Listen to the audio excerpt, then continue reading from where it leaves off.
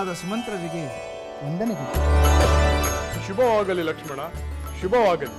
ತಮ್ಮಂತಹ ನಿಷ್ಠಾವಂತ ಮಂತ್ರಿಗಳಿರುವಾಗ ಶುಭವಲ್ಲದೆ ಬೇರೇನಾಗಲು ಸಾಧ್ಯ? ಶುಭವಾಗುವುದು ಧರ್ಮಾತ್ಮರಾದ ಮಹಾಪ್ರಭುಗಳಿಂದ, ಪರಾಕ್ರಮಶಾಲಿಗಳಾದ ನಿಮ್ಮಂತಹ ರಾಜಕುಮಾರರಿಂದ. ಲಕ್ಷ್ಮಣ, ಅತ್ಯಂತ ಸಂತೋಷಕರವಾದ ಒಂದು ಶುಭವಾರ್ತೆ ಇದೆ. ಹೌದೇನು? ಆ ಸಂತೋಷಕರವಾದ ಶುಭವಾರ್ತೆಯನ್ನು ನಾನು ಕೇಳಬಹುದೇ ಮಂತ್ರಿಗಳೇ? ನೀನಲ್ಲದೆ ಮತ್ತಿನ್ಯಾರು ತಾನೇ ಕೇಳಲು ಸಾಧ್ಯ? ನಿನ್ನ ಸಹೋದರ ರಾಮಚಂದ್ರನಿಗೆ ಯುವರಾಜ್ಯಾಭಿಷೇಕ ಮಾಡಲು ಮಹಾಪ್ರಭುಗಳು ನಿರ್ಧರಿಸಿದ್ದಾರೆ. ಮಂತ್ರಿಗಳೇ, ಇದು ನಿಜವೇ? ಇದಕ್ಕಿಂತ ಸಂತೋಷಕರವಾದ ವಿಷಯವಿರುವುದಕ್ಕೆ ಸಾಧ್ಯವೇ ಇಲ್ಲ. ಆ ಶುಭಗಳಿಗೆ ಎಂದು ಬರುವುದೆಂದು ದಯವಿಟ್ಟು ಹೇಳಿ. ನಾಳೆಯೇ ಆ ಶುಭ ಮುಹೂರ್ತ. ಇಂದಿನಿಂದಲೇ ಅದಕ್ಕೆ ಸಂಬಂಧಿಸಿದ ವಿಧಾನಗಳು ಆರಂಭವಾಗುತ್ತಿದೆ. ಮಂತ್ರಿಗಳೇ, ಮಹಾರಾಜರು ಬಹಳ ಆತುರದಿಂದ ಈ ನಿರ್ಧಾರವನ್ನು ತೆಗೆದುಕೊಂಡಿರುವಂತಿದೆ. ಹೌದು ಲಕ್ಷ್ಮಣ, ಇದು ಶೀಘ್ರ ನಿರ್ಧಾರ. ವಿಧಾನಗಳನ್ನು ಇಂದೇ ಆರಂಭಿಸಬೇಕೆಂದು ಸೂಚಿಸಲಾಗಿದೆ. ರಾಮನನ್ನು ಕಾಣಬೇಕೆಂದರು. ವಿಷಯ ತಿಳಿಸಲು ರಾಮನ ಬಳಿಗೆ ಹೊರಟಿದ್ದು ನೀನು ಸಿಕ್ಕಿದ್ದ. ಅದರಿಂದ ಈ ಆನಂದದ ವಿಷಯ ನನಗೆ ತಿಳಿಯುವಂತಾಯಿತು. ಬರುತ್ತೇನೆ ಲಕ್ಷ್ಮಣ, ಬಹಳಷ್ಟು ಕೆಲಸವಿದೆ, ಹೆಚ್ಚು ಸಮಯವಿದೆ. ಆಗಲಿ ಮಂತ್ರಿಗಳೇ. ಈ ಸಂತೋಷವಾದ ವಿಷಯವನ್ನು ಊರ್ಮಿಳೆಗೆ ಹೇಳಬೇಕು. ಅವಳು ಸಂತೋಷ ಪಡುತ್ತಾಳೆ. ಊರ್ಮಿಳೆ, ಊರ್ಮಿಳೆ. ಸ್ವಾಮಿ. ಊರ್ಮಿಳೆ, ಹೇಳಿ ಸ್ವಾಮಿ. ನಿಮ್ಮ ಮುಖ ಸಂತೋಷದಿಂದ ಬಿರಿಯುತ್ತಿದೆ. ಹೌದು ದೇವಿ, ಸಂತೋಷ, ಮಹಾ ಸಂತೋಷ. ಆ ಸಂತೋಷದ ಸುದ್ದಿಯನ್ನು ನಿನಗೆ ತಿಳಿಸಲೆಂದೇ ನಾನು ಓಡೋಡಿ ಬಂದೆ. ನಿಮಗೆ ಆನಂದವನ್ನು ಉಂಟು ಮಾಡಿದ ಸುದ್ದಿಯನ್ನು ಕೇಳಿ ಸಂತೋಷ ಪಡಲು ನಾನು ಕಾತುರಳಾಗಿದ್ದೇನೆ. ಅದೇನೆಂದು ಬೇಗ ಹೇಳಿ. ನನ್ನ ಸಹೋದರ ರಾಮಚಂದ್ರ. ರಾಮಚಂದ್ರರೇ, ಏನಾಯಿತು ಸ್ವಾಮಿ? ಪಟ್ಟದ ರಾಣಿ ದೊಡ್ಡ ಮಾತೆ ಕೌಸಲ್ಯ ದೇವಿಯರ ಪುತ್ರ ದಶರಥ ಮಹಾರಾಜನ ಜ್ಯೇಷ್ಠ ಪುತ್ರನಿಗೆ ಇಷ್ಟರಲ್ಲೇ ಯುವರಾಜನಾಗಿ ಪಟ್ಟಾಭಿಷೇಕವಾಗುತ್ತದೆ. ಹೌದೇ? ನಿಜವಾಗಿ ಇದು ಸಂತೋಷದ ಸುದ್ದಿಯೇ? ಆ ಅಧಿಕಾರಕ್ಕೆ ಅವರಲ್ಲದೆ ಇನ್ಯಾರು ಯೋಗ್ಯರು? ಹಿರಿಯ ರಾಣಿಯವರಿಗೆ ಈಗಲಾದರೂ ಒಂದು ಸಂತೋಷದ ಪ್ರಸಂಗ ಒದಗಿತು. ನಮ್ಮ ಮಾತೆ ಕೂಡ ತುಂಬಾ ಸಂತೋಷ ಪಡುತ್ತಾರೆ ದೇವಿ. ಸ್ವಾರ್ಥ ದೃಷ್ಟಿ ಇಲ್ಲದೆ ಎಲ್ಲ ಮಕ್ಕಳನ್ನು ತನ್ನ ಮಕ್ಕಳಂತೆ ಪ್ರೀತಿಸುವ ನನ್ನ ಮಾತಾಮಯ್ಯವರ ಬಗ್ಗೆ ನನಗೆ ಅಪಾರವಾದ ಗೌರವವಿದೆ, ಅಭಿಮಾನವೂ ಇದೆ. ಇದು ಎಂತಹ ಶುಭವಾರ್ತೆ ಅಲ್ಲವೇ? ನಮ್ಮ ಪ್ರಜೆಗಳೆಲ್ಲ ಸುದ್ದಿ ಕೇಳಿ ಪರಮಾನಂದದಿಂದ ಕುಣಿದಾಡುತ್ತಿದ್ದಾರೆ. ಸಾಕ್ಷಾತ್ ಭಗವಂತನೇ ತಮ್ಮ ರಾಜನಾಗುವ ಸಂಭ್ರಮದಿಂದ ಎಲ್ಲರೂ ಉಲ್ಲಾಸಗೊಂಡಿದ್ದಾರೆ. ಪುರುಷೋತ್ತಮರಾದ ರಾಮಚಂದ್ರರು ರಾಜಶ್ರೇಷ್ಠರೂ ಆಗುತ್ತಾರೆ ಎಂಬ ನಂಬಿಕೆ ಇದೆ. ಈ ಕೂಡಲೇ ಈ ವಿಷಯವನ್ನು ನಮ್ಮ ಮಾತೆಗೆ ಹೇಳಿ ಆನಂದ ಉಂಟು ಮಾಡುತ್ತೇನೆ. ನಾನು ಈಗಲೇ ಸಹೋದರಿ ಸೀತೆಯನ್ನು ಕಾಣುತ್ತೇನೆ. ಯುವರಾಣಿಯಾಗುತ್ತಿರುವ ಅವಳನ್ನು ಅಭಿನಂದಿಸುತ್ತೇನೆ. ನಡೆ ಹೋಗೋಣ.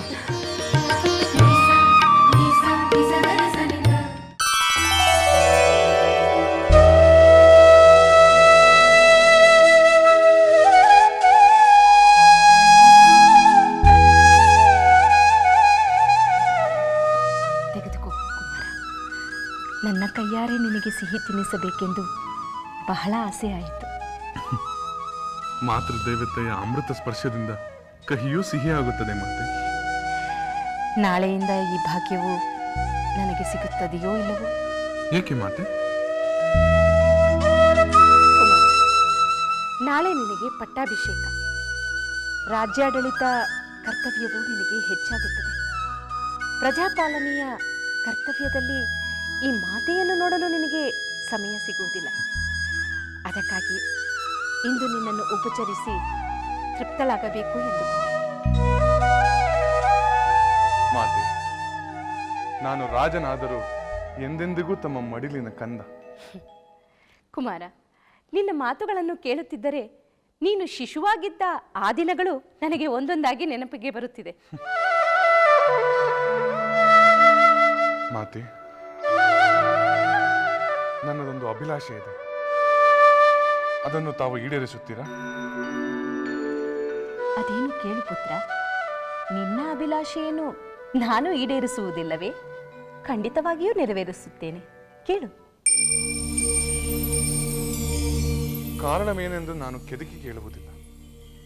ಆದರೆ ಪಟ್ಟದ ರಾಣಿಯಾದ ತಾವು ಹೀಗೆ ತಪಸ್ವಿನಿಯಂತೆ ಸರಳ ವಸ್ತ್ರಗಳಲ್ಲಿರುವುದು ನನ್ನಿಂದ ಏಕೋ ಸಹಿಸಲಾಗುತ್ತಿಲ್ಲ ಮಾತೆ.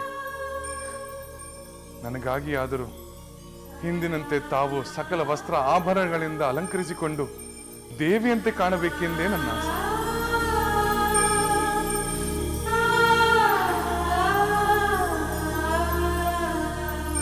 ಚಿಂತಿಸಬೇಡ ಕುಮಾರ.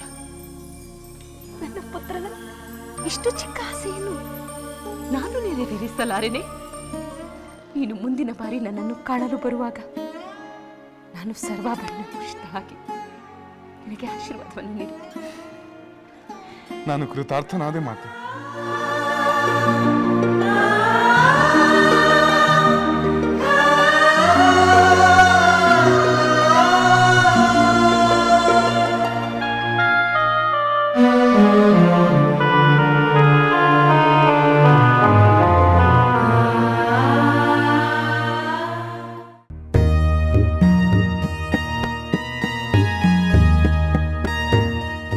ಯುವರಾಜ ರಾಮಚಂದ್ರನಿಗೆ ಪ್ರಣಾಮಗಳು. ಮಹಾಮಂತ್ರಿಗಳೇ, ಇದೇನು ವಿನೋದ? ತಮ್ಮಂತ ಹಿರಿಯರಿಗೆ ಕಿರಿಯನಾದ ನಾನು ಪ್ರಣಾಮ ಮಾಡಬೇಕು. ರಾಮಚಂದ್ರ, ನಿನ್ನ ಸೌಜನ್ಯ ಬಹಳ ದೊಡ್ಡದು. ಈ ಕ್ಷಣ ನಿಮ್ಮ ತಂದೆಯವರನ್ನು ಕಾಣಬೇಕಂತೆ. ಮಹಾಮಂತ್ರಿಗಳೇ, ನಾನು ಈಗ ತಾನೇ ನನ್ನ ತಂದೆಯವರನ್ನು ಭೇಟಿ ಮಾಡಿ ಬಂದೆನಲ್ಲ. ಆಗ ಅವರು ನಿಮಗೆ ನಿಮ್ಮ ಯುವರಾಜ್ಯಾಭಿಷೇಕದ ವಿಷಯ ತಿಳಿಸಿದರಲ್ಲವೇ? ಹೌದು, ತಿಳಿಸಿದರು. ನಾನು ಈಗಷ್ಟೇ ಮಾತೆಯವರಿಗೆ ಆ ಶುಭವಾರ್ತೆಯನ್ನು ತಿಳಿಸಿ ಬರುತ್ತಿದ್ದೇನೆ. ನೀವು ನಿಮ್ಮ ತಂದೆಯವರನ್ನು ಭೇಟಿ ಮಾಡಿದ ನಂತರ ಅವರು ನನ್ನನ್ನು ಮತ್ತೆ ಬರ ಹೇಳಿದರು. ಅದೇಕೋ ನಿಮ್ಮನ್ನು ಮತ್ತೆ ಕಾಣಬೇಕಂತೆ. ಅದಕ್ಕೆ ವಿಷಯ ತಿಳಿಸಲು ನಾನು ಬಂದೆ. ಈಗ ನೀವು ದಯವಿಟ್ಟು ನಿಮ್ಮ ತಂದೆಯವರನ್ನು ನೋಡಲು ತಕ್ಷಣ ಹೊರಡಿ. ಆಗಲಿ ಮಂತ್ರಿವರ್ಯ, ನಾನು ಈ ಕ್ಷಣವೇ ನನ್ನ ತಂದೆಯವರನ್ನು ಕಾಣಲು ಹೋಗುತ್ತೇನೆ. ಪಿತೃವಾಕ್ಯವೆಂದರೆ ತಮಗೆ ಪರಮ ಪವಿತ್ರವೆಂಬುದು ನನಗೆ ಚೆನ್ನಾಗಿ ಗೊತ್ತು ರಾಮಚಂದ್ರ. ನಾನಿನ್ನು ಬರುತ್ತೆ.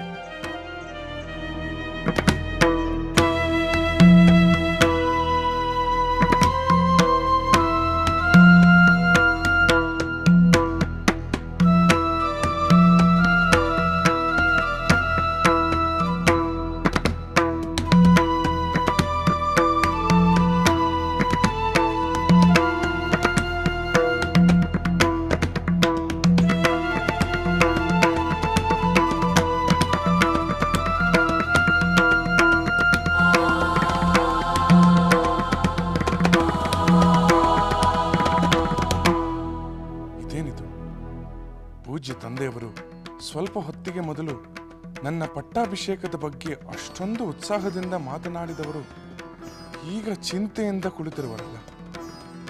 ಏನು ಕಾರಣವಿರಬಹುದು?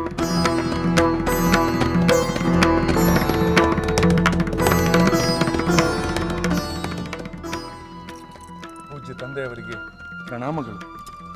ಕುಮಾರ, ಪಿತಾಶ್ರೀ, ತಾವು ತಕ್ಷಣ ಬರ ಹೇಳಿದರಂತೆ ಅದಕ್ಕಾಗಿ ಧಾವಿಸಿ ಬಂದಿರುವೆನು. ಹೌದು ಕುಮಾರ, ನಾನೇ ಬರ ಹೇಳಿದೆ. ಕುಮಾರ, ನನ್ನ ಅಂತರಂಗದ ತಳಮಳವನ್ನು ನಿನ್ನಲ್ಲಿ ಹೇಳಿಕೊಳ್ಳಬೇಕಾಗಿದೆ. ಏನು? ತಮ್ಮ ಅಂತರಂಗದಲ್ಲಿ ತಳಮಳವೇ? ಪಿತಾಶ್ರೀ, ನನ್ನಂತ ಮಗನಿರುವಾಗ ತಾವೇಗೆ ತಳಮಳ ಪಡಬೇಕು? ಅದೇನೆಂದು ಹೇಳಿ, ಅದನ್ನು ನಿವಾರಿಸಲು ನನ್ನ ಸರ್ವಶಕ್ತಿಯನ್ನು ವಿನಿಯೋಗಿಸುತ್ತೇನೆ.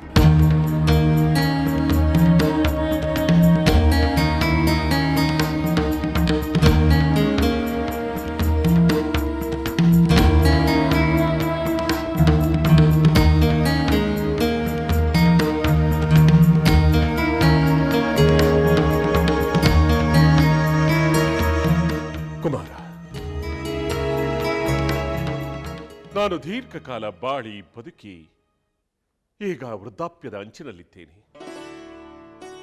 ಸಕಲ ಭೋಗ ವೈಭವವನ್ನು ಅನುಭವಿಸಿದ್ದೇನೆ. ನೂರಾರು ಯಜ್ಞ ಯಾಗಾದಿಗಳನ್ನು ಮಾಡಿ ಅನ್ನದಾನ ಪೂರ್ವಕವಾಗಿ ಭೂರಿ ದಕ್ಷಿಣಗಳನ್ನು ನೀಡಿದ್ದೇನೆ. ಯಜ್ಞ ಯಾಗಾದಿಗಳ ಫಲದಿಂದ ಪುತ್ರರನ್ನು ಕೂಡ ಪಡೆದಿದ್ದೇನೆ. ನನ್ನ 4 ಪುತ್ರರಲ್ಲಿ ನೀನೇ ಸರ್ವಶ್ರೇಷ್ಠ. ಪಿತಾಶ್ರೀ, ನನ್ನ ಸೋದರರು ನನ್ನಷ್ಟೇ ಗುಣವಂತರು, ಪಿತೃಭಕ್ತಿ ಉಳ್ಳವರು.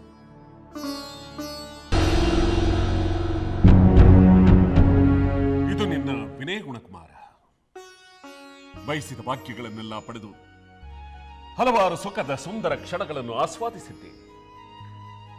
ದೇವಋಣ, ಋಷಿ ಋಣ, ಪಿತೃಋಣ, ವಿಪ್ರಋಣ, ಆತ್ಮ ಋಣಗಳೆಂಬ ಪಂಚ ಋಣಗಳಿಂದ ನಾನು ಮುಕ್ತನಾಗಿದ್ದೇನೆ. ರಾಜನಾಗಿಯೂ ಕೂಡ ನಿರ್ವಂಚನೆಯಿಂದ ನನ್ನ ಕರ್ತವ್ಯವನ್ನು ನಾನು ಮಾಡಿದ್ದೇನೆ ಎಂಬ ನಂಬಿಕೆ ನನಗೆ. ಪಿತಾಶ್ರೀ, ಇದೆಲ್ಲವೂ ಸಂತೋಷ ಪಡುವಂತಹ ವಿಚಾರವೇ ಹೊರತು ಚಿಂತೆ ಪಡುವ ಕಾರಣಗಳಲ್ಲವಲ್ಲ?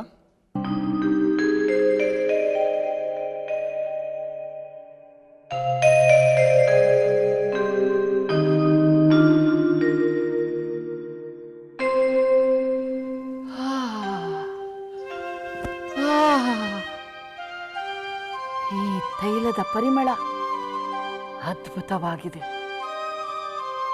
ಮನಮೋಹಕವಾಗಿದೆ.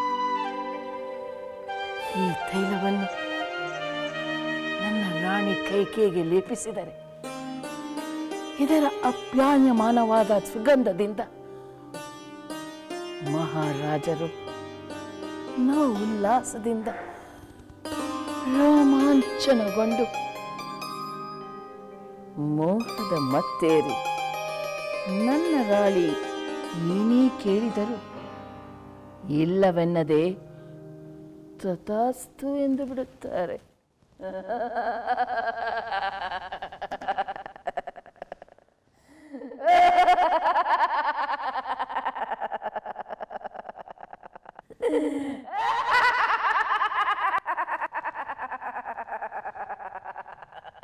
ಮತ್ತೆ ಅಂತಾರೆ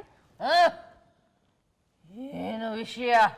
ರಾಣಿ ಸುಮಿತ್ರಾ ದೇವಿಯವರು ತಮ್ಮ ಪುತ್ರ ಲಕ್ಷ್ಮಣನೊಡನೆ ಕೌಸಲ್ಯ ದೇವಿಯವರ ಅಂತಃಪುರಕ್ಕೆ ತೆರಳಿದರು. ಹೌದೇ?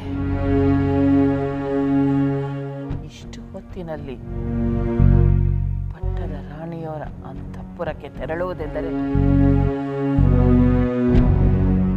ಏನೋ ವಿಷಯವಿರಲೇಬೇಕು.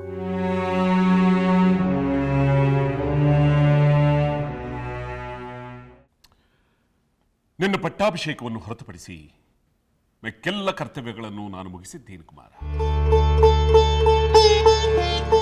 ಇನ್ನು ನೀನು ಯುವರಾಜನಾಗಿ ಬಿಟ್ಟರೆ ಪ್ರಜೆಗಳಿಗೂ ಸಂತೋಷ, ನನಗೂ ನೆಮ್ಮದಿ. ಪಿತಾಶ್ರೀ, ಈ ವಿಷಯವನ್ನು ತಾವು ಈಗಾಗಲೇ ತಿಳಿಸಿದ್ದೀರಿ. ತಾವಿರುವಾಗ ನನಗೆ ಈ ಯುವರಾಜ ಪಟ್ಟಾಭಿಷೇಕದ ಅಗತ್ಯವಿಲ್ಲದಿದ್ದರೂ ತಮ್ಮ ಆಜ್ಞೆ ಎಂದು ನಾನು ಒಪ್ಪಿಕೊಂಡಿದ್ದೇನೆ. ಆದರೆ ಇದಕ್ಕೂ ತಮ್ಮ ಆತಂಕಕ್ಕೂ ಸಂಬಂಧವೇನು ತಂದೆ? ಸಂಬಂಧವಿದೆ ಕುಮಾರ, ಸಂಬಂಧವಿದೆ. ನನ್ನ ಆತಂಕಕ್ಕೆ ಕಾರಣ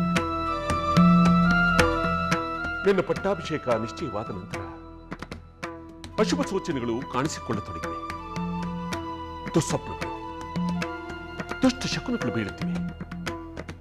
ಸಿಡಿಲಿನಂತೆ ಘೋರವಾಗಿ ಗರ್ಜನೆಯನ್ನು ಮಾಡುತ್ತಾ ಹಗಲಿನಲ್ಲಿಯೇ ಉಲ್ಕೆಗಳು ಬೀಳುವುದನ್ನು ನಾನು ಕಾಣುತ್ತಿದ್ದೇನೆ.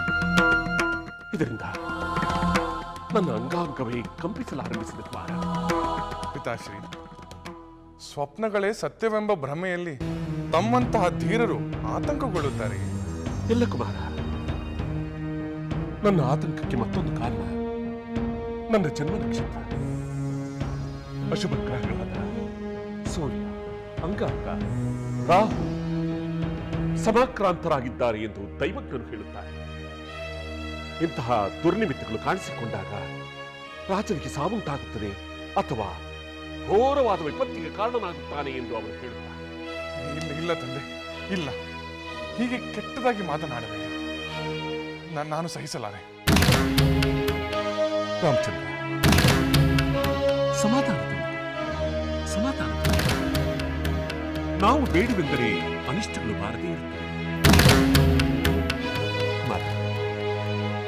ನನಗೆ ನಮ್ಮ ಸಾವಿನ ಚಿಂತೆ, ನನ್ನ ಬುದ್ಧಿ, ಮನಸ್ಸು, ಪ್ರಜ್ಞೆ ಸಮರ್ಪಕವಾಗಿರುವಾಗಲೇ ನಿನ್ನ ಪಟ್ಟಾಭಿಷೇಕ ನಡೆದುಕೊಳ್ಳಬೇಕು. ಚಂದ್ರ ಪುನರ್ವಸು ನಕ್ಷತ್ರದಲ್ಲಿ, ನಾಳೆ ಪುಷ್ಯ ನಕ್ಷತ್ರಕ್ಕೆ ಹೋಗಿ ಈ ನಕ್ಷತ್ರ ಪಟ್ಟಾಭಿಷೇಕಕ್ಕೆ ಪ್ರಶಸ್ತವಾದದ್ದು ಎಂದು ಜ್ಯೋತಿಷರು ಹೇಳಿದರು. ಈ ಶುಭ ಮುಹೂರ್ತದಲ್ಲಿ ನೀನು ಪಟ್ಟಾಭಿಷೇಕನಾಗು. ಆ ಕ್ಷಣಕ್ಕಾಗಿ ನನ್ನ ಮನಸ್ಸು ಕಾತುರದಿಂದ ಕಾಯುತ್ತಿದೆ. ಪೂಜ್ಯ ತಂದೆಯವರೇ, ತಮ್ಮ ಆದೇಶವನ್ನು ನಾನು ಶಿರಸಾವಹಿಸಿ ಪಾಲಿಸುತ್ತೇನೆ. ಈಗಲಾದರೂ ಈ ಚಿಂತೆ, ಈ ಆತಂಕಗಳನ್ನು ಬಿಡಿ. ಹಾಗೇ ಆಗಲಿ ಕುಮಾರ. ನಾಳೆ ನಿನ್ನ ಪಟ್ಟಾಭಿಷೇಕವನ್ನು ನೆರವೇರಿಸಿಬಿಡುತ್ತೇನೆ. ನಿನ್ನ ಮಿತ್ರರಿಗೆ, ಹಿತೈಷಿಗಳಿಗೆ ನಿನ್ನನ್ನು ಸುರಕ್ಷಿತವಾಗಿ ನೋಡಿಕೊಳ್ಳುವಂತೆ ತಿಳಿಸಿ. ತಮ್ಮ ಆಜ್ಞೆಯಂತೆ ಆಗಲಿ. ನನ್ನ ಆತರ, ಆತಂಕ, ಧಾವಂತಗಳನ್ನು ನೋಡಿ ನಿನಗೆ ನನ್ನ ಮೇಲೆ ಸಂದೇಹ ಆಗಬಹುದು. ಆದರೆ ಶುಭ ಕಾರ್ಯಗಳಿಗೆ 108 ವಿಘ್ನಗಳಾಗುವುದು ಸಹಜ. ಕೇಕಯಿ ದೇಶದಿಂದ ಭರತ ಹಿಂತಿರುಗಿ ಬರುವುದರೊಳಗಾಗಿ ಈ ಶುಭ ಕಾರ್ಯ ನಡೆದು ಬಿಡಬೇಕು. ಪಿತಾಶ್ರೀ, ನನ್ನ ಸೋದರ ಭರತ ಹಿಂದಿರುಗಿ ಬರುವ ಮುನ್ನವೇ ಈ ಪಟ್ಟಾಭಿಷೇಕವೆಂದರೆ ಏನರ್ಥ? ಪಿತಾಶ್ರೀ, ನನ್ನ ಸೋದರ ಭರತ ಹಿಂದಿರುಗಿ ಬರುವ ಮುನ್ನವೇ ಈ ಪಟ್ಟಾಭಿಷೇಕವೆಂದರೆ ಏನರ್ಥ? ಅದಕ್ಕೂ ತಮ್ಮ ಚಿಂತೆಗೂ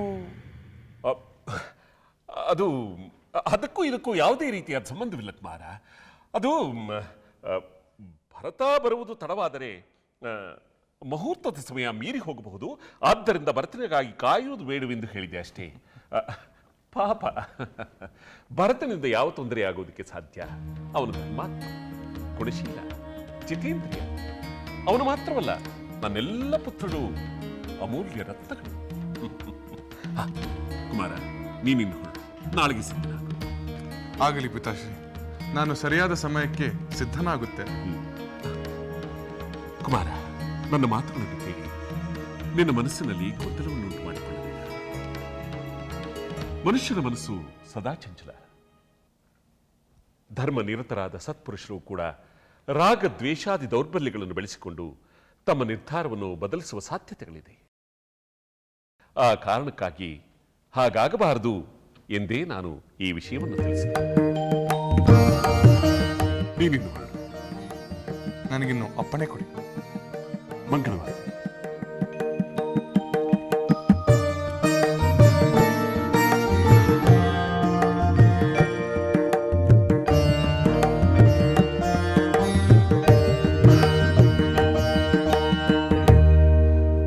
ಸೀತೆ, ಸಹೋದರಿ ಸೀತೆ. ಓ, ಇನ್ನು ಮುಂದೆ ಗೌರವದಿಂದ ಯುವರಾಣಿಯವರೇ ಎಂದು ಕರೆಯಬೇಕು. ಯುವರಾಣಿಯವರಿಗೆ ಹೃದಯಪೂರ್ವಕ ಅಭಿನಂದನೆಗಳು. ಊರ್ಮಿಳೆ, ಇದೇನಿದು? ಇದೇನು ಹುಡುಗಾಟ? ಹಾಸ್ಯಕ್ಕೆ ಸಮಯವಿಲ್ಲವೇ? ಯಾರಾದರೂ ಕೇಳಿಸಿಕೊಂಡಾರು? ಸುಮ್ಮನಿರು. ಸಹೋದರಿ ಸೀತೆ, ನಿನಗೆ ಎಲ್ಲ ತಿಳಿದಿದ್ದರೂ ಏನೂ ತಿಳಿಯದಂತೆ ಏಕೆ ನಟಿಸುತ್ತಿರುವೆ? ಊರ್ಮಿಳೆ, ನಾನೇಕೆ ನಟನೆ ಮಾಡಲಿ? ನೀನು ಯಾವ ವಿಷಯದ ಬಗ್ಗೆ ಮಾತನಾಡುತ್ತಿರುವೆ? ನನ್ನ ಭಾವ ಅಂದರೆ ನಿನ್ನ ಪತಿದೇವರು ಯುವರಾಜರಾದ ಮೇಲೆ ಅವರ ಧರ್ಮಪತ್ನಿಯಾದ ನೀನು ಯುವರಾಣಿ ಅಲ್ಲವೇ? ಈಗ ಯುವರಾಣಿ, ಮುಂದೆ ಮಹಾರಾಣಿ. ಊರ್ಮಿಳೆ, ಇದು ನಿನ್ನ ಊಹೆಯೋ ವಾಸ್ತವವೋ? ವಾಸ್ತವ. ಏನು ವಾಸ್ತವವೇ? ಅಂದರೆ ನಿನಗೆ ವಿಷಯ ತಿಳಿದಿಲ್ಲ? ನಿನ್ನ ಪತಿ ನಿನಗೆ ತಿಳಿಸಿಲ್ಲವೇ? ಇಲ್ಲ ಊರ್ಮಿಳೆ, ಅವರ ನಿರೀಕ್ಷೆ ಮಾಡುತ್ತಿದ್ದೇನೆ. ಬರುತ್ತಾರೆ.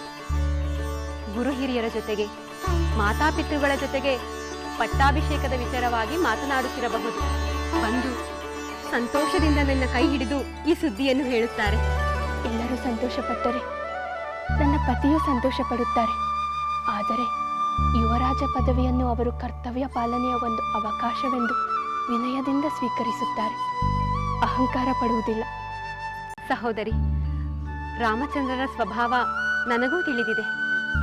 ಆದರೆ ಉತ್ತಮರಾದವರು, ಯೋಗ್ಯತೆ ಉಳ್ಳವರು ಅಧಿಕಾರ ಸ್ಥಾನದಲ್ಲಿ ಕುಳಿತರೆ ಪ್ರಜೆಗಳಿಗೆ ಕ್ಷೇಮ. ಯುವರಾಜರ ಪದವಿಗೆ ರಾಮಚಂದ್ರರಂಥ ಉತ್ತಮರು, ಯೋಗ್ಯರು ಬೇರೆ ಯಾರಿದ್ದಾರೆ ಹೇಳು? ಅಭಿಮಾನ, ಹೆಮ್ಮೆ ನನಗೂ ಇದೆ ಸೋದರಿ. ಆದರೆ ನನ್ನ ಪತಿ ಸರ್ವರ ಶುಭ ಹಾರೈಕೆಯಿಂದ ಎಲ್ಲರ ನಿರೀಕ್ಷೆಗೆ ತಕ್ಕಂತೆ ಸಮಸ್ತ ಪ್ರಜೆಗಳ ಕಲ್ಯಾಣಕ್ಕೆ ದುಡಿಯುತ್ತಾರೆ ಎಂಬ ನಂಬಿಕೆ, ಭರವಸೆ ನನಗಿದೆ. ಅವರಿಗೆ ಈ ಶಕ್ತಿ ಕೊಡುವಂತೆ ಆ ಭಗವಂತನಲ್ಲಿ ಪ್ರತಿದಿನವೂ ಪ್ರಾರ್ಥಿಸುತ್ತೇನೆ. ಯುವರಾಣಿ ಸೀತಾದೇವಿಯವರಿಗೆ ಪ್ರಣಾಮಗಳು. ಮಹಾರಾಣಿ ಕೌಸಲ್ಯಾದೇವಿಯವರು ತಮ್ಮನ್ನು ಕಾಣಲು ಬಯಸುತ್ತಾರೆ. ನಾನು ಈಗಲೇ ಬರುತ್ತೇನೆ ಎಂದು ಹೇಳು. ಹಾಗೆ ಆಗುತ್ತೆ. ಸಹೋದರಿ ಸೀತೆ, ಮಹಾರಾಣಿಯವರು ಇದೇ ವಿಷಯವಾಗಿ ಮಾತನಾಡಲು ನಿನ್ನನ್ನು ಕರೆದಿದ್ದಾರೆ ಎನಿಸುತ್ತಿದೆ. ಸೋದರಿ, ನೀನು ನನ್ನ ಜೊತೆಗೆ ಬಾ. ಮಾತಾಮಯ್ಯ ಅವರು ಆಕ್ಷೇಪಿಸಲಾರರು. ಖಂಡಿತ ಬರುತ್ತೇನೆ. ಇಂತಹ ಸಂತೋಷವನ್ನು ದೊಡ್ಡವರ ಜೊತೆ ಹಂಚಿಕೊಳ್ಳುವ ಆಸೆ ನನಗೂ ಇದೆ. ನಡಿ ಸಹೋದರಿ, ಹೋಗೋಣ. ಮಾತೆ, ಲಕ್ಷ್ಮಣ, ಸಹೋದರಿ ಕೌಸಲ್ಯ ದೇವಿಯ ಬಳಿಗೆ ಹೊರಟಿದ್ದೆ. ಬಾ, ಕುಳಿತು. ಇಲ್ಲ ಮಾತೆ, ನಾನು ಕುಳಿತುಕೊಳ್ಳುವುದಿಲ್ಲ. ಏಕೋ? ಏಕೆ ಕುಳಿತುಕೊಳ್ಳುವುದಿಲ್ಲ? ನನಗೆ ಕುಣಿಯುವಂತಾಗಿದೆ ಮಾತೆ, ನಾನು ಕುಳಿತುಕೊಳ್ಳಲಾರೆ. ವಿಚಿತ್ರವಾಗಿದೆಯಲ್ಲ, ಏನಾಗಿದೆ ನಿನಗೆ? ಮಾತೆ ಮಾತೆ, ನನಗೆ ಸಂತೋಷವಾಗಿದೆ ಮಾತೆ. ಆ ಸಂತೋಷದ ವಿಷಯವನ್ನು ನಿನಗೆ ಹೇಳಲೇ ನಾನು ಬಂದೆ. ಸಂತೋಷದ ವಿಷಯವೇ? ಹಾಗಾದರೆ ಅದನ್ನು ಮೊದಲು ಹೇಳು. ಈ ಪೀಠಿಕೆ ಅಲ್ಲ ಏಕೆ? ನನ್ನ ಸಹೋದರ ರಾಮಚಂದ್ರನಿಗೆ ಯುವರಾಜನಾಗಿ ಪಟ್ಟಾಭಿಷೇಕ ಮಾಡಬೇಕೆಂದು ನಿರ್ಧರಿಸಲಾಗಿದೆ ಮಾತೆ. ಹೌದೇ ಕುಮಾರ? ಹೊಟ್ಟೆ ತುಂಬಾ ಅಮೃತವನ್ನೇ ಕುಡಿದಂತಾಯ್ತು ನನಗೆ. ನಾನು ನೀನು ಮಾತ್ರವಲ್ಲ, ಇಡೀ ಕೋಸಲ ದೇಶವೇ ಸಂಭ್ರಮ ಪಡುತ್ತಿದೆ. ಅಯೋಧ್ಯ ನಗರವಂತೂ ರಾಮನ ಜಪ ಮಾಡುತ್ತಿದೆ ಮಾತೆ. ಲಕ್ಷ್ಮಣ, ಒಳ್ಳೆಯ ಸಮಯದಲ್ಲಿ ಶುಭವಾರ್ತೆ ತಂದೆ. ಇದರಿಂದಲಾದರೂ ಸಹೋದರಿ ಕೌಸಲ್ಯಗೆ ಸಂತೋಷ ಸಿಗಲಿ. ದೊಡ್ಡ ಮಾತೆಯವರ ಉದಾರ ಹೃದಯಕ್ಕೆ ಆ ಭಗವಂತ ಶುಭದ ತಂಬೆಳಕು ತಂದಿದ್ದಾನೆ. ಹೌದು ಕುಮಾರ, ಸಹೋದರಿ ಕೌಸಲ್ಯ ಎಂತಹ ದೊಡ್ಡ ವ್ಯಕ್ತಿ, ಎಂತಹ ಉದಾರ ಹೃದಯ. ನಿಜವಾದ ವಿಷಯವೆಂದರೆ ಆಕೆಗೆ ಶುಭವಾದರೆ ನನಗೆ ಶುಭವಾದಂತೆ. ಆಕೆ ನಕ್ಕರೆ ನಾನು ನಗುತ್ತೇನೆ. ನನಗೂ ಅಷ್ಟೇ ಮಾತೆ. ಸಹೋದರನಿಗೆ ಏನೇ ಶುಭವಾದರೂ ನನಗೆ ಶುಭವಾದಂತೆ. ಅವನ ಸುಖ ದುಃಖಗಳು ನನ್ನವು. ಈ ವಿಷಯ ಸಹೋದರಿ ಕೌಸಲ್ಯ ದೇವಿಗೆ ತಿಳಿದಿದೆಯೋ ಇಲ್ಲವೋ? ಹೇಗಾದರೂ ಆಗಲಿ, ಈ ಸಂತೋಷವನ್ನು ಹಂಚಿಕೊಂಡರೆ ಸಮಾಧಾನ. ನೀನು ಬಾ. ಆಗಲಿ ಮಾತೆ, ನಾನು ಬರುತ್ತೇನೆ.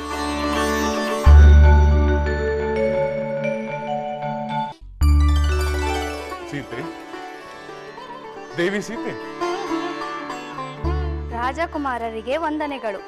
ಸೀತಾದೇವಿಯವರು ತಮಗೊಂದು ಸಂದೇಶ ತಿಳಿಸಲು ಹೇಳಿದ್ದಾರೆ. ಸೀತಾ ಇಲ್ಲಿಲ್ಲವೇ? ಎಲ್ಲಿಗೆ ಹೋದಳು? ತಮ್ಮ ಮಾತೃಶ್ರೀ ಕೌಸಲ್ಯ ದೇವಿಯವರು ಸೀತಾದೇವಿಯವರಿಗೆ ಕರೆ ಕಳಿಸಿದ್ದರು. ಅವರು ಪಟ್ಟದ ರಾಣಿಯವರ ಅಂತಃಪುರಕ್ಕೆ ಹೋಗಿದ್ದಾರೆ. ಸರಿ, ಹಾಗಾದ್ರೆ ನಾನು ಅಲ್ಲಿಗೆ ಹೋಗುತ್ತೇನೆ.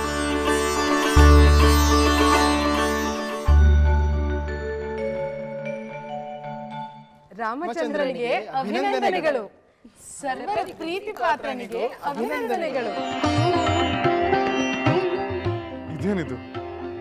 ನನ್ನನ್ನು ಅಭಿನಂದಿಸಲೆಂದೇ ಎಲ್ಲರೂ ಇಲ್ಲಿಗೆ ಒಟ್ಟಿಗೆ ಸೇರಿರುವರು. ಹಾಗೆ ಅಂದುಕೋ.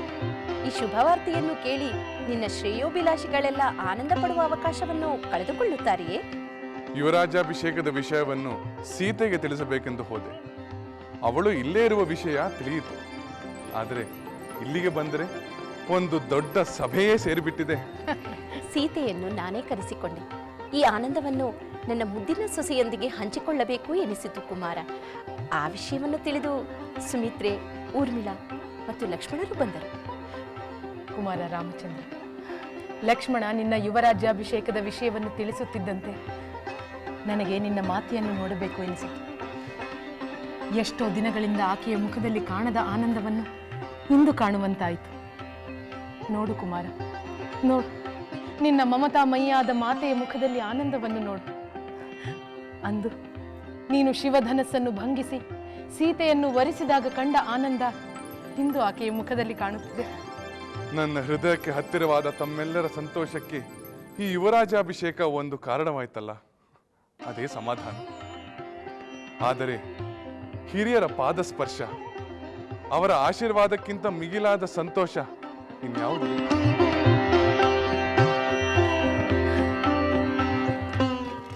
ನಿನ್ನ ಸೌಜನ್ಯಪೂರಿತ ಮಾತುಗಳೇ ಸಾಕು ಕುಮಾರ. ಈ ಆನಂದವು ಇಮ್ಮಡಿಯಾಗುತ್ತದೆ.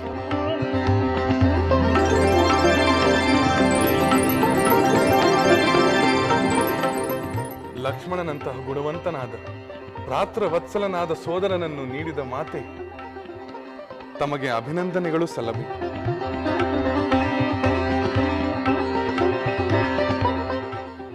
ಎಲ್ಲದರಲ್ಲೂ ಹಿರಿತನವನ್ನು ಕಾಣುವ ನಿನಗೆ ನಿನ್ನ ಹಿರಿತನದ ಬಗ್ಗೆಯೇ ತಿಳಿದಿಲ್ಲವಲ್ಲ ರಾಮಚಂದ್ರ?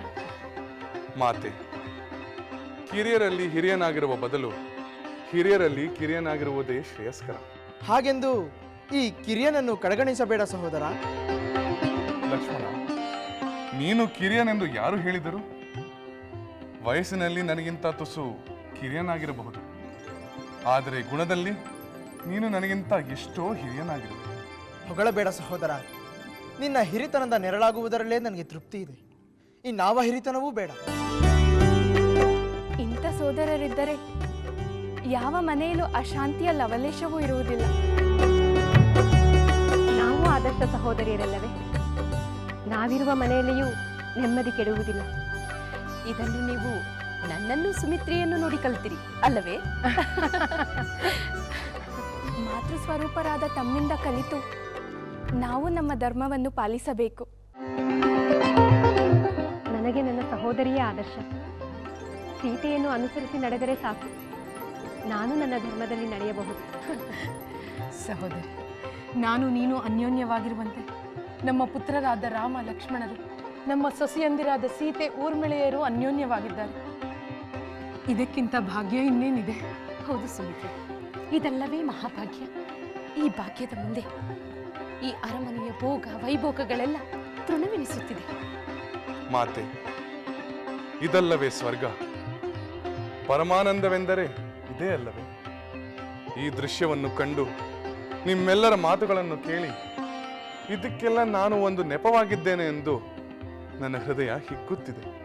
ನಮ್ಮ ಲಕ್ಷ್ಮಣನಂತೂ ಸಂತೋಷದಿಂದ ಕುಣಿಯುತ್ತಿದ್ದ, ಹೌದೇನು? ಹಾಗಾದರೆ ಕುಣಿದು ತೋರಿಸಲೇನು?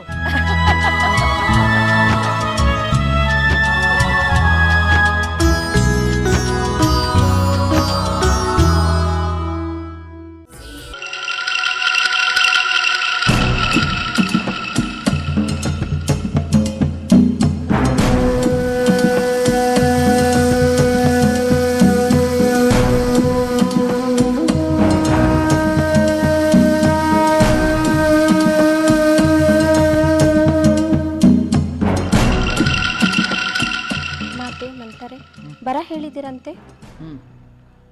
ನಿನ್ನಿಂದ ಒಂದು ಮುಖ್ಯವಾದ ಕೆಲಸವಾಗಬೇಕು. ಏನೇ ಹೇಳಿ ಮಾತೆ. ನೀನು ಕೌಸಲ್ಯಾದೇವಿ ಅಂತಃಪುರದ ಬಳಿಯೇ ಇರು. ಅಲ್ಲಿ ಏನೇ ನಡೆದರೂ ತಕ್ಷಣ ಬಂದು ನನಗೆ ತಿಳಿಸು. ಹಾಗೇ ಆಗಲಿ. ಹಾಂ, ನಿನ್ನ ವರ್ತನೆ ಯಾರಿಗೂ ಅನುಮಾನ ಬರದಂತೆ ನೋಡಿಕೊ. ಹಾಗೇ ಆಗಲಿ, ನಾನು ಎಚ್ಚರದಿಂದಿರುತ್ತೇನೆ.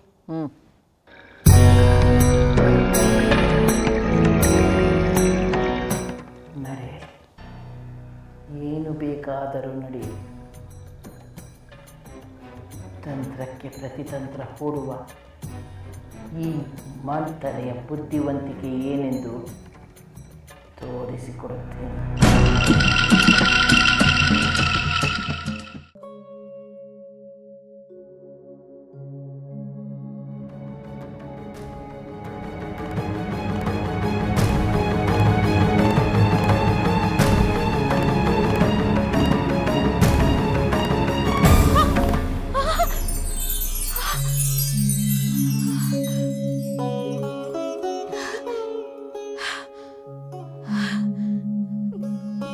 ಏನಿದು ಸ್ವಪ್ನ? ನನ್ನ ಪ್ರಿಯ ಪುತ್ರ ದಶಕಂಠ ಮಾತಾ ಮಾತಾ ಎಂದು ಮಗುವಿನೆಂದೇ ಏಕೆ ಆರ್ತನಾದ ಮಾಡಿದ? ಅವನಿಗೇನಾಗಿದೆ?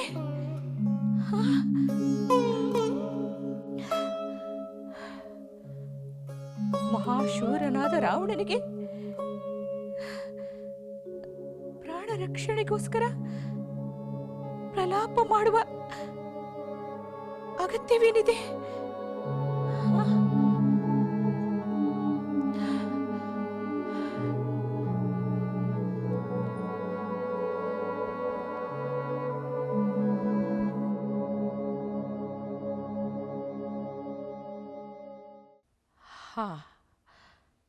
ಹೌದು, ರಾವಣ ಕುಬೇರನ ಮೇಲೆ ಯುದ್ಧಕ್ಕೆ ಹೋಗಲು ಸಿದ್ಧನಾಗಿದ್ದಾನೆ.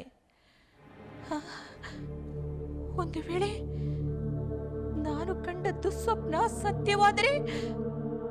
ಇಲ್ಲ ಇಲ್ಲ, ಹಾಗಾಗಬಾರದು.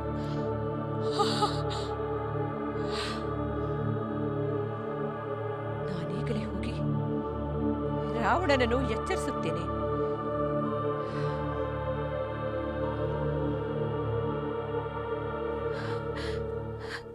ಕುಮಾರ, ರಾವಣ, ದಶಕಂಠ, ಕಂದ.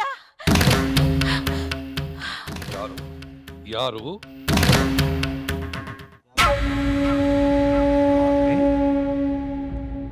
ನೀವು ಇಲ್ಲಿ ಈ ಸರಿರಾತ್ರಿಯಲ್ಲಿ ನನ್ನನ್ನು ಎಬ್ಬಿಸಲು ಕಾರಣವೇನು ಮಾತೆ? ಬರಲೇಬೇಕಾಯ್ತು ಕುಮಾರ, ಅದಕ್ಕಾಗಿ ಬಂದೆ.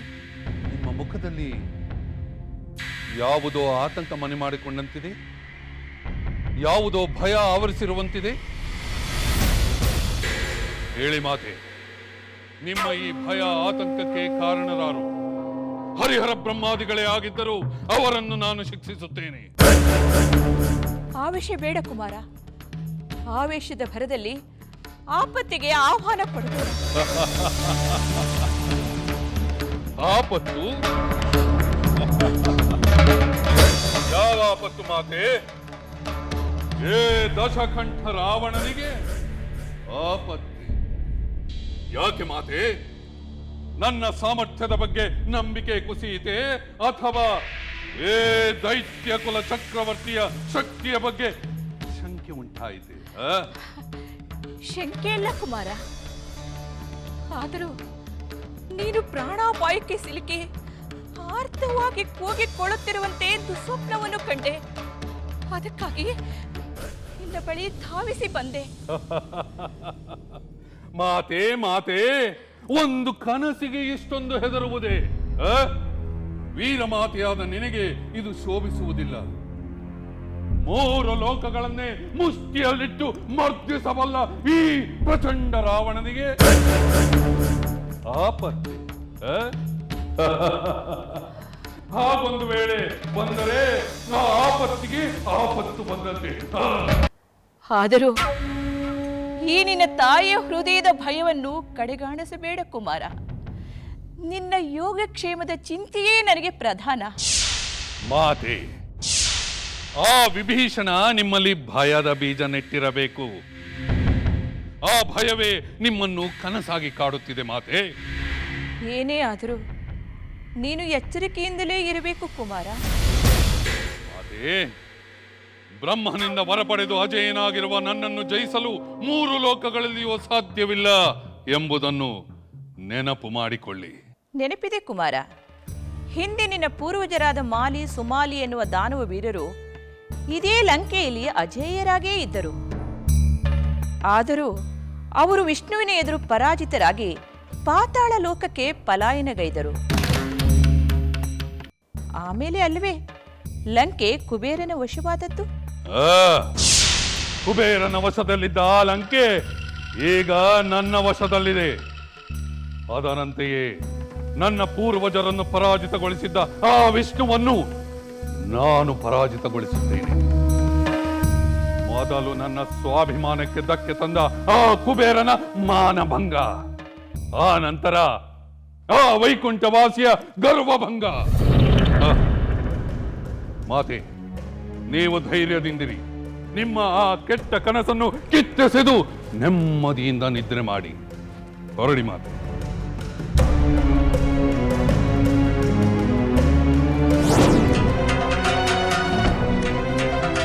ಕುಬೇರ,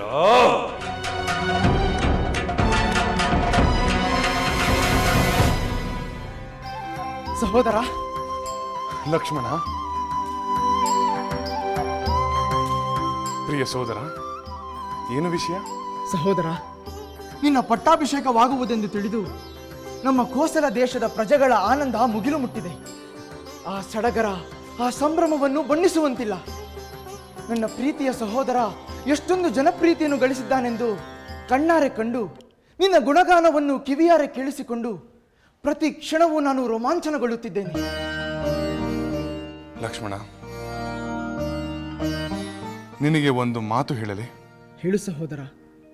ನಿನ್ನ ಮಾತು ನನ್ನ ಪಾಲಿಗೆ ಪಿತೃವಾಕ್ಯ, ದೈವವಾಕ್ಯ. ಲಕ್ಷ್ಮಣ, ನೀನು ನನ್ನ ಅಂತರಾತ್ಮದಂತೆ. ದೇಹವೆರಡಾದರೂ ನಮ್ಮಿಬ್ಬರ ಆತ್ಮ ಒಂದೇ. ನಾನು ರಾಜನಾದನೆಂದರೆ ನೀನು ರಾಜನಾದಂತೆ ಅಕ್ಕರೆಯ ಸೋದರ, ನನ್ನೊಂದಿಗೆ ನೀನು ರಾಜ್ಯಭಾರ ಮಾಡು. ನನ್ನೊಂದಿಗೆ ಎಲ್ಲ ಸುಖ ಭೋಗಗಳನ್ನು ಅನುಭವಿಸು. ನಾನು ಹೆಸರಿಗೆ ಮಾತ್ರ ಯುವರಾಜ, ಉಳಿದ ಎಲ್ಲ ಕರ್ತವ್ಯ ಹೊಣೆಗಳು ನಮ್ಮಿಬ್ಬರದ್ದೇ. ನಮ್ಮಿಬ್ಬರ ಅಪೂರ್ವವಾದ ಸೋದರ ವಾತ್ಸಲ್ಯ ಈ ಕೋಸಲ ದೇಶದ ತುಂಬ ಸುಖ, ಸಮೃದ್ಧಿ, ಶಾಂತಿಯನ್ನು ತಂದುಕೊಡಲಿ. ಸಹೋದರ, ನಿನ್ನ ಪ್ರೀತಿಗೆ ಈ ಲೋಕದಲ್ಲಿ ಯಾವುದೂ ಸಾಟಿ ಇಲ್ಲ. ನಿನ್ನ ಉದಾರ ಹೃದಯದ ಅಕ್ಕರೆಯ ಅಮೃತದಿಂದ ಪ್ರತಿ ಕ್ಷಣವೂ ನಾನು ಪುನೀತನಾಗುತ್ತಿದ್ದೇನೆ. ದೊರೆಯಾಗಿ ಧರೆಯಾಳುವ ಧೀರತನ, ಧೀಮಂತಿಕೆ ನಿನ್ನಲ್ಲಿದೆ ಸಹೋದರ. ನಿನ್ನ ಪಟ್ಟಾಭಿಷೇಕ ನಮ್ಮ ಪ್ರಜೆಗಳ ಪಾಲಿಗೆ ಮಂಗಳದ ಮುಂಬೆಳಕು. ನಿನ್ನ ವಾತ್ಸಲ್ಯದ ಸಹೋದರನಾಗಿ, ಸದಾ ನಿನ್ನ ನೆರಳಾಗಿ, ನಿನ್ನ ಅನುಚರನಾಗಿ ನನ್ನ ಜನ್ಮ ಸಾರ್ಥಕಪಡಿಸಿಕೊಳ್ಳುವ ಅವಕಾಶವನ್ನು ಕೊಡು.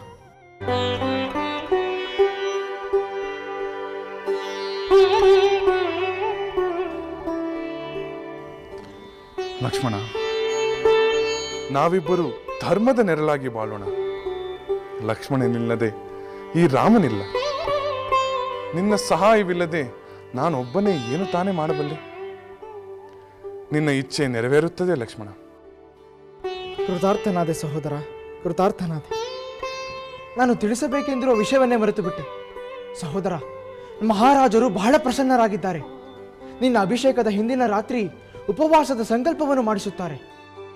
ನಾಳೆ ಪ್ರಾತಃ ಕಾಲ ನಮ್ಮ ಪೂಜ್ಯ ತಂದೆಯವರಾದ ದಶರಥ ಮಹಾರಾಜರು ಯಯಾತಿ ಮಹಾರಾಜ ನಹುಷನಿಗೆ ಪಟ್ಟ ಕಟ್ಟಿದಂತೆ ನಿನಗೆ ಯುವರಾಜ ಪಟ್ಟ ಕಟ್ಟುತ್ತಾರೆ. ಈಗ ಹೊರಡೋಣವೇ? ಆಗಲಿ, ನಡೆ. ಶ್ರೀರಾಮಚಂದ್ರನಿಗೆ ಜಯವಾಗಲಿ. ಶ್ರೀರಾಮಚಂದ್ರನಿಗೆ ಜಯವಾಗಲಿ. ಶ್ರೀರಾಮಚಂದ್ರನಿಗೆ ಜಯವಾಗಲಿ.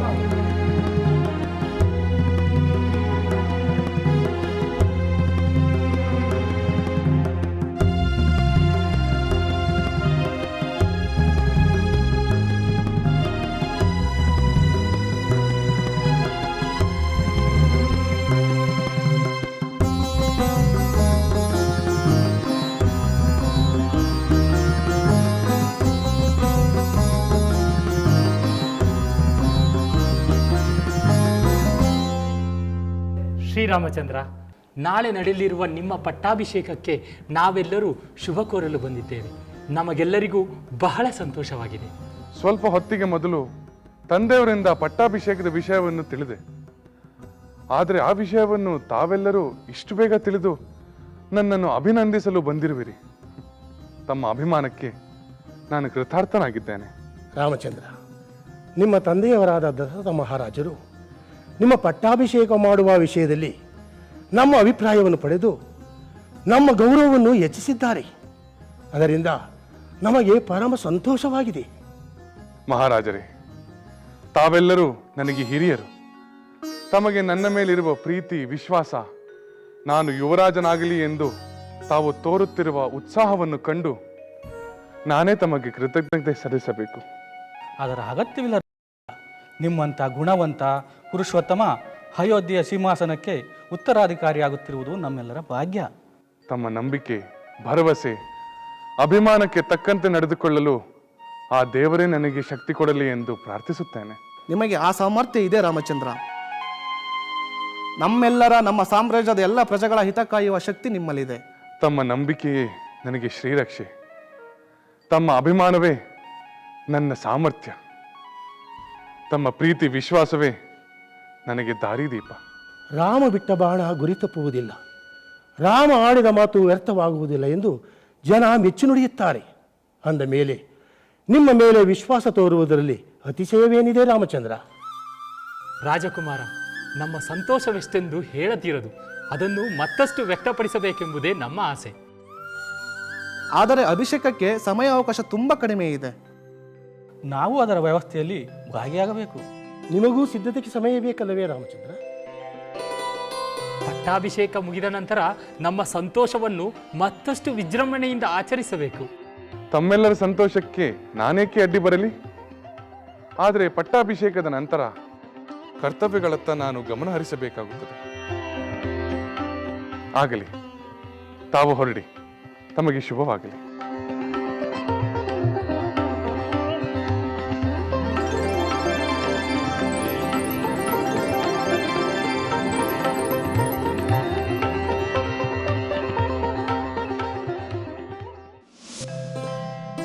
ಶುಭಮಸ್ತು. ಲಕ್ಷ್ಮಣ, ಊರ್ಮಿಳೆ, ಕುಳಿತುಕೊಳ್ಳಿ.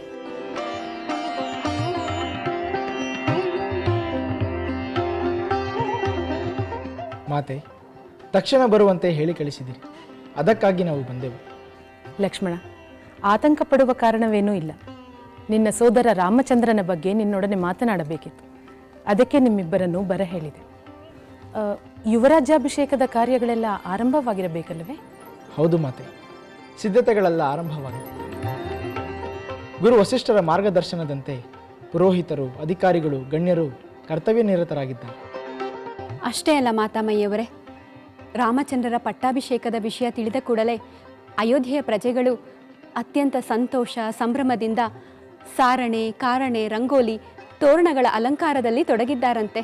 ರಾಮಚಂದ್ರನೆಂದರೆ ಪ್ರಜೆಗಳಿಗೆ ತುಂಬ ಪ್ರೀತಿ, ಅಭಿಮಾನ. ಇದನ್ನೆಲ್ಲ ಕೇಳುತ್ತಿದ್ದರೆ ನನಗೆ ಹೆಮ್ಮೆ ಎನಿಸುತ್ತದೆ. ಮಾತೆ, ನೀವು ನಮಗೆ ಏನಾದರೂ ಹೇಳುವುದಿದೆಯಾ? ನಾನು ನಿಮಗೆ ಹೇಳುವುದಿಷ್ಟೆ. ಪಟ್ಟಾಭಿಷೇಕ ಮುಗಿಯುವವರೆಗೂ ನೀವಿಬ್ಬರೂ ಸೀತಾರಾಮರ ಜೊತೆಯಲ್ಲಿಯೇ ಇರಬೇಕು. ನಿಮ್ಮ ಅವಶ್ಯಕತೆ ಅವರಿಗೆ ಇರುತ್ತದೆ. ನಿಮಗಿಂತ ಹತ್ತಿರವಾದವರು ಅವರಿಗೆ ಬೇರೆ ಯಾರಿದ್ದಾರೆ ಹೇಳಿ? ಮಾತೆ, ಅದಕ್ಕಿಂತ ದೊಡ್ಡ ಕರ್ತವ್ಯ ಬೇರೆ ಯಾವುದಿದೆ? ರಾಮಚಂದ್ರನಿಗೆ ಪಟ್ಟಾಭಿಷೇಕವೆಂದರೆ ಎಲ್ಲರಿಗಿಂತ ಮೊದಲು ಆನಂದ ಪಡುವವರು ನಾವು ತಾನೇ ಮಾತೆ. ಅದು ನನಗೆ ತಿಳಿಯದೆ ಮಗು. ಮಾತೆ, ನಾವಿನ್ನು ಹೊರಡುತ್ತೇವೆ.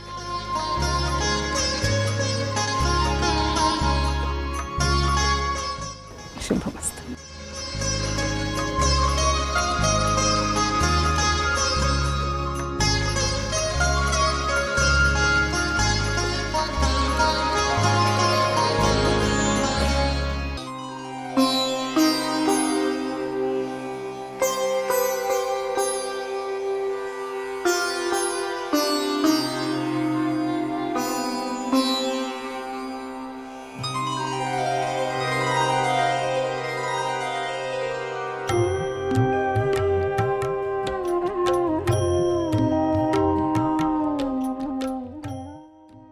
ಬಾ ಲಕ್ಷ್ಮಣ. ಈ ಸಂತೋಷದ ಸಂದರ್ಭದಲ್ಲಿ ನೀನು ನನ್ನ ಜೊತೆಗೇ ಇರಬೇಕೆಂದು ಮನಸ್ಸು ಬಯಸುತ್ತಿತ್ತು. ನೀನು ಬಂದದ್ದು ಒಳ್ಳೆಯದೇ ಆಯಿತು. ಹೌದು ಊರ್ಮಿಳೆ, ನಾವಿಬ್ಬರು ನಿಮ್ಮ ವಿಷಯವನ್ನೇ ಮಾತನಾಡುತ್ತಿದ್ದೆವು. ನೆನೆದ ಕೂಡಲೇ ಪ್ರತ್ಯಕ್ಷವಾದಿರಿ. ನಾವಂದುಕೊಳ್ಳುವುದಕ್ಕಿಂತ ಹೆಚ್ಚಾಗಿ ನಮ್ಮ ಮಾತಾಮಯ್ಯವರಿಗೆ ನಾವು ನಿಮ್ಮ ಜೊತೆ ಇರಬೇಕೆಂದು ಆಸೆ. ಅವರೇ ಕಳುಹಿಸಿದರು. ಹೌದು ಸಹೋದರ, ನನ್ನ ಮಾತೆಯವರು ನೀವಿಬ್ಬರ ಬಗ್ಗೆನೇ ಯೋಚನೆ ಮಾಡುತ್ತಿದ್ದರು. ನೀವಿಬ್ಬರ ಬಗ್ಗೆ ಹೆಮ್ಮೆ ಪಡುತ್ತಿದ್ದಾರೆ. ಕಿರಿಯ ಮಾತೆಯವರಿಗೆ ನನ್ನ ಮೇಲೆ ಎಂಥ ಪ್ರೀತಿ ವಾತ್ಸಲ್ಯವಿದೆ ಎಂದು ನನಗೆ ಗೊತ್ತು. ಲಕ್ಷ್ಮಣ, ಗುರು ವಸಿಷ್ಠರ ಸೂಚನೆಯಂತೆ ನಾನು ದೇವರ ಧ್ಯಾನದಲ್ಲಿ ತೊಡಗಿದ್ದೇನೆ. ನೀವಿಬ್ಬರೂ ಸೇರಿಕೊಳ್ಳಿ. ಹಾಗೆಯೇ ಆಗಲಿ.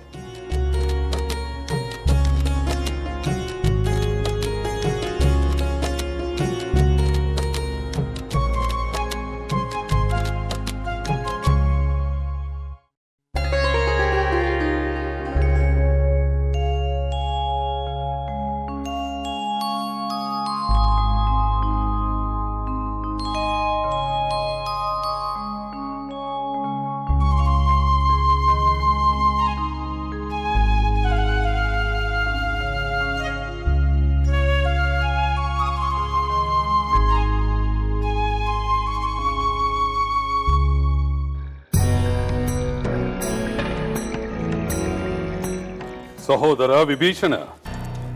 ಅಗ್ರಜ, ರಾವಣೇಶ್ವರ, ನೀನ್ಯಾಕೆ ಇಲ್ಲಿಗೆ ಬರುವ ತೊಂದರೆಯನ್ನು ತೆಗೆದುಕೊಂಡೆ? ಹೇಳಿ ಕಳುಹಿಸಿದ್ದರೆ ನಾನೇ ನಿಳ್ಳಬರಿ ಬರುತ್ತಿದ್ದೇನಲ್ಲ. ಕಿರಿಯ ಸಹೋದರನನ್ನು ನೋಡಲು ಹಿರಿಯ ಸಹೋದರ ಬರುವುದು ಅಚ್ಚರಿ ಏನಲ್ಲ. ನಿನ್ನ ಸೋದರ ಪ್ರೇಮವು ಶಂಕಾತೀತವಾದದ್ದೇ. ಆದರೆ ನಿನ್ನ ಸ್ವಭಾವವು ನನಗೆ ಹಿಡಿಸುವುದಿಲ್ಲ. ಅಗ್ರಜ, ಎಲ್ಲರ ಸ್ವಭಾವವು ಪ್ರತ್ಯೇಕವೇ. ಅದು ಎಲ್ಲರಿಗೂ ಇಷ್ಟವಾಗದಿರಬಹುದು. ಆದರೆ ಎಲ್ಲರ ಸ್ವಭಾವವು ಧರ್ಮಕ್ಕೆ ಬದ್ಧವಾಗಿರಬೇಕಲ್ಲವೇ?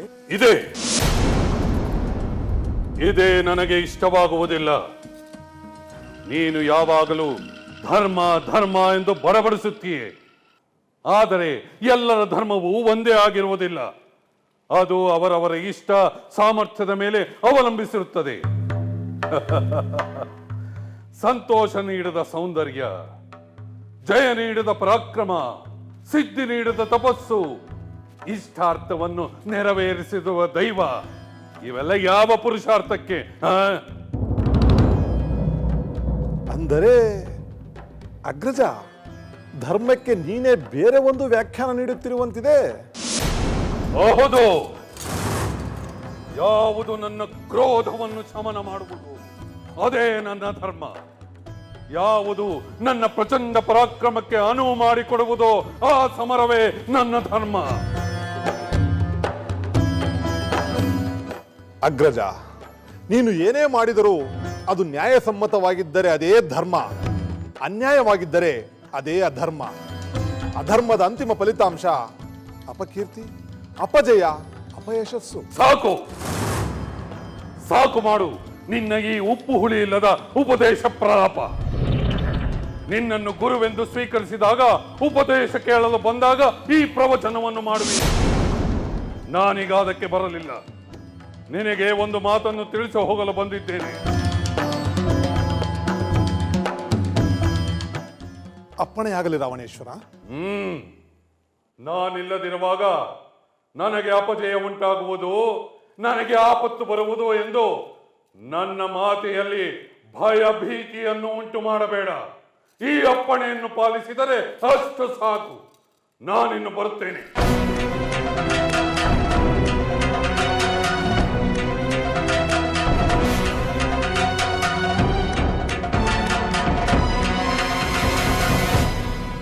ಕ್ರೋಧದಿಂದ ಕುರುಡಾದವನಿಗೆ ವಿವೇಕದ ಮಾತು ಹೇಗೆ ರುಚಿಸುತ್ತದೆ? ಆ ಕರುಣಾಮಯಿಯಾದ ಪರಮೇಶ್ವರನೇ ಇವನ ಕಣ್ತೆರೆಸಬೇಕು.